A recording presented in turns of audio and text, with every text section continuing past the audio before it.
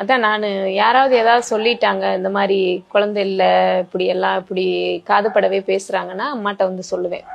நீ கவலைப்படாத, நான் எதுவும் சொன்னேன் உன்கிட்ட, நீ எதுக்குப்பா இருக்கு கவலைப்படுற, நாங்க இருக்கோம்ல, நான் இருக்கேன்ல, கவலைப்படாத.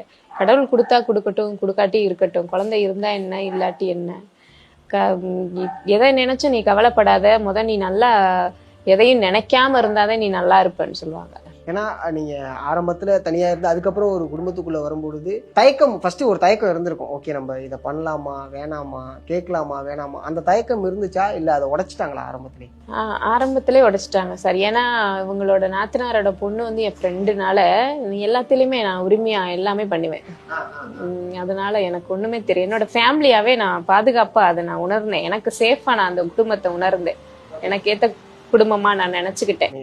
அதுல பேசும்போது பேசும்போது ஒரு சில விஷயத்த நான் கற்பனையா பண்ணி பார்த்துக்கிட்டேன்.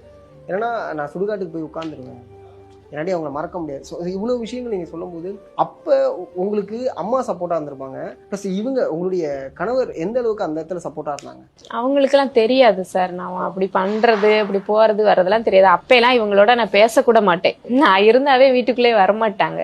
எங்க வீட்டுக்காரர் இறந்தப்பெல்லாம் என் பக்கத்திலே அவங்க, நான் எங்க இருக்குன்னா அங்க வரமாட்டாங்க. வந்தா நான் எதுவும் தப்பா நினைச்சிருவனோ அப்படின்றதுக்காகவே இவங்க வரமாட்டாங்க.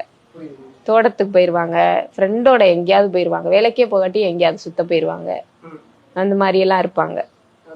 அதனால நான் அப்படி பண்றதெல்லாம் இவங்களுக்கு தெரியாது.